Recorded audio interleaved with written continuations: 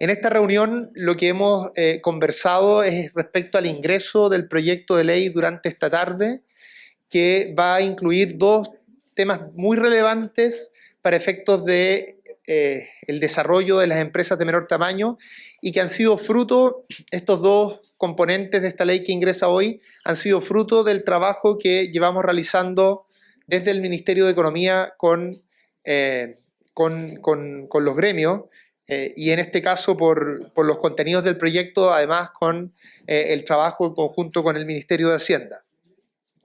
Quiero resaltar que esto es parte de una agenda más amplia que construimos con los gremios de las empresas de menor tamaño desde el acuerdo a propósito del subsidio para pagar el salario mínimo, que implica, por un lado, fortalecer las compras públicas para las empresas de menor tamaño, una nueva ley de cambios importantes a la ley de pago a 30 días para que realmente se pague a 30 días, y lo que nos convoca hoy día, que son dos elementos muy relevantes, como señalaba con anterioridad.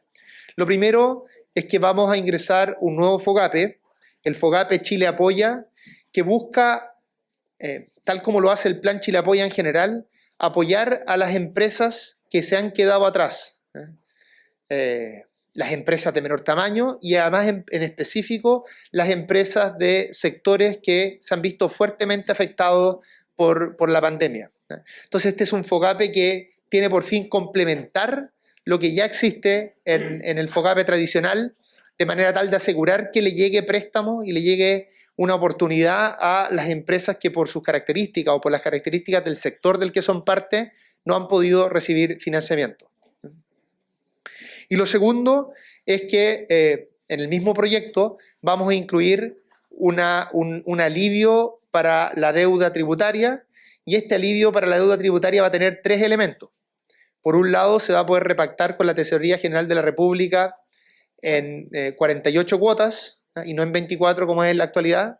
Segundo, esta repactación no va a requerir pie, que es algo muy, muy importante. Y tercero, la repactación va a permitir la cancelación de los intereses y las multas. Quiero resaltar el tema de la no necesidad del pie. Cuando uno conversa con las empresas de menor tamaño, se da cuenta que muchas de ellas quieren poder pagar la deuda tributaria que tienen, en los casos que la tengan, ¿no es cierto?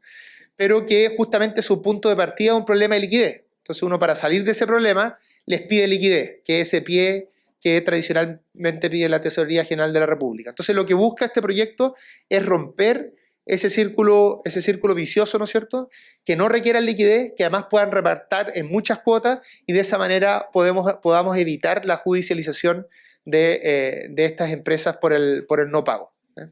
Este proyecto va, como les comentaba, ingresa hoy día, ingresa por la Cámara de Diputados. Esto es parte de una agenda más amplia, que en el corto plazo busca generar condiciones más favorables para las empresas de menor tamaño, no solo aliviando estos problemas como lo es la deuda tributaria, sino también generándole mejores condiciones de acceso al mercado a través de las indicaciones que vamos a hacer al proyecto de ley de compras públicas, y también logrando esta demanda muy sentida de las empresas de menor tamaño de que realmente se les pague en 30 días y de esa manera no tengan problemas de liquidez. Y luego nuestro trabajo que estamos haciendo de codiseño de políticas públicas con las empresas de menor tamaño en distintas comisiones de trabajo en el Ministerio de Economía nos va a ir permitiendo hacer una agenda más nutrida y que permita también abordar otros problemas estructurales tan relevantes como la digitalización, el acceso al mercado y otras barreras que suelen tener las empresas de menor tamaño. Bueno, hace 4 meses lanzamos el Plan Chile Apoya con los objetivos que mencionaba el ministro Grau, es decir, apoyar a los sectores que estaban rezagados en el proceso de recuperación de la economía y asegurar que todos tuvieran la oportunidad de poder recuperarse de esta crisis tan profunda como fue la del COVID-19. Por supuesto, después la situación se ha complicado del lado de la inflación, ¿cierto? Ha habido una actividad que se ha ido enfriando en la economía y por lo tanto estos apoyos son aún más necesarios. En este momento del Plan Chile Apoya prácticamente todo está en ejecución. Lo único que falta es un proyecto sobre temas fiscales que se va a enviar en los próximos días. Y al mismo tiempo hemos ido profundizando ciertos componentes de ese Plan Chile Apoya.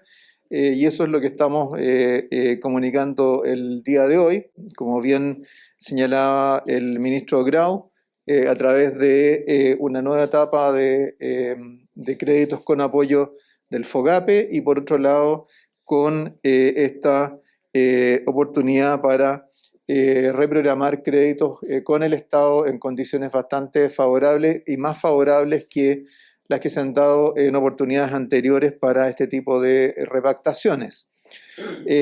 Solamente quisiera destacar que este último conjunto de medidas tributarias ligadas, ¿cierto?, a cómo las empresas de menor tamaño pueden administrar sus deudas con el fisco, se complementa con las medidas que están contempladas en el proyecto de reforma tributaria que está en este momento en discusión en la Comisión de Hacienda de la Cámara de Diputados, donde para efectos de las deudas tributarias de las empresas de menor tamaño se contempla una reducción de los intereses que se les aplican y se establecen también mecanismos de facilitación de los pagos cuando se produce algún tipo de retraso. Así que vamos a tener una complementación de esta medida que estamos presentando ahora en este proyecto de ley con lo que está propuesto en la reforma tributaria dirigida. Ministro Marcel, ¿cómo le va? Quiero preguntarle por IPC. Tengo 3 preguntas en una.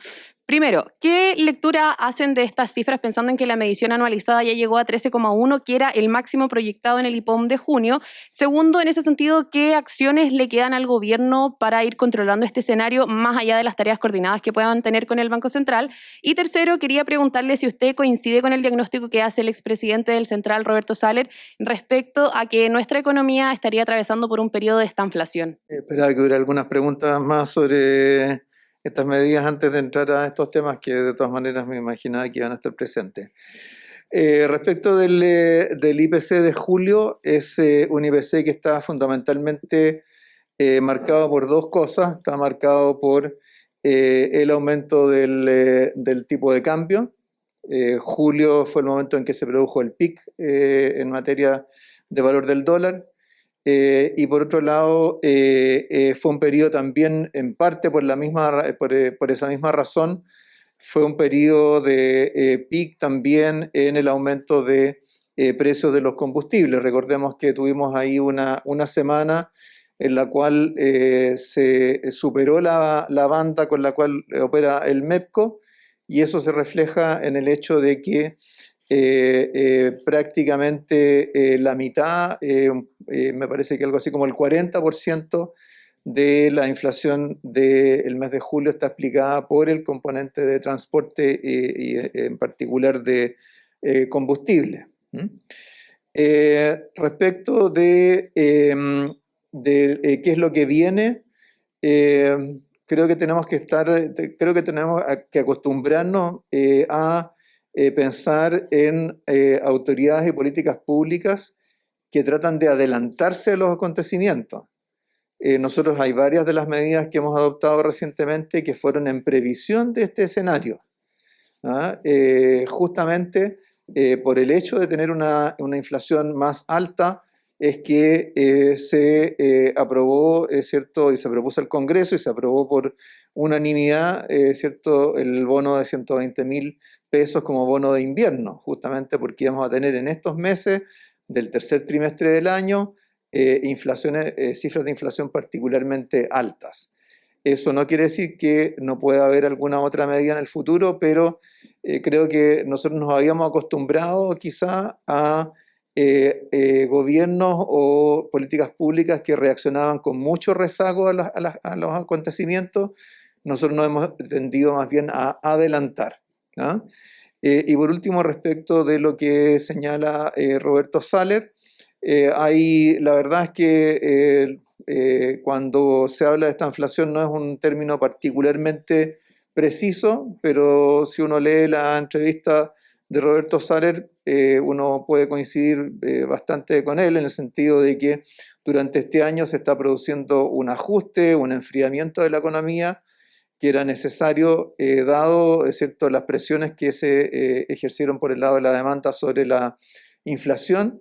Y este es un proceso que se va a extender durante este año y por lo menos de acuerdo a nuestras proyecciones, el próximo año deberíamos ya desde el primer trimestre en adelante comenzar a ver una recuperación, que en los promedios se vea negativo respecto del 2022, no significa que el próximo año sea el momento en que la actividad esté débil. Lo que está mostrando es que es durante este año, a lo largo de este año, que se ha ido debilitando la actividad y esperamos que este proceso ya vaya teniendo hacia finales de año una inflexión, lo mismo que el mismo tema de la inflación sobre el cual usted preguntaba. ¿Qué tal? ¿Cómo están? Muy buenos días. Para cualquiera de los dos ministros, preguntarle a propósito de Ministerio Marcel. Vamos a seguir con él. La asociación de ISAPRE había anunciado semanas anteriores que estaban o proyectaban una eventual inminente quiebra a propósito de los cambios en el mercado, de una serie de factores. Quería preguntarle si es que hay alguna agenda de trabajo, se conoció de cerca esa situación y si hay alguna medida particular del gobierno en torno a esta situación que están a lo menos anunciando ya hace bastante tiempo la ISAPRE. Nosotros tuvimos una reunión con las ISAPRE que por ahí apareció reportada, pero en realidad las ISAPRE con quien, digamos, la contraparte de la ISAPRE es el Ministerio de Salud. El Ministerio de Salud tuvo una reunión la semana pasada con estas empresas. Entendemos que han establecido una agenda de trabajo para ver algunos de los temas que ellos han planteado, así que esto es un tema que fundamentalmente, para tener más detalles, creo que es más apropiado preguntarle al propio Ministerio de Salud. Ministro, sí, buenas tardes. Quería preguntarle por lo que usted esbozó durante el fin de semana en la necesidad de avanzar en mínimos comunes en materias económicas de cara a lo que va a ser el trabajo post-plebiscito. ¿Se podría señalarme a su juicio cuáles son esos temas que podrían tener una mejor clarificación de manera de que las personas tengan mayor certeza a la hora de ir a votar el próximo 4 de septiembre? Sí, bueno, por supuesto, quienes tenemos responsabilidades en materia económica nos interesan los temas que son más estrictamente económicos, pero como usted sabe, nosotros los ministros tenemos ciertas restricciones para referirnos a los temas que son propios del plebiscito, que pudieran influir sobre el resultado del plebiscito, así que preferiría no abundar sobre el tema.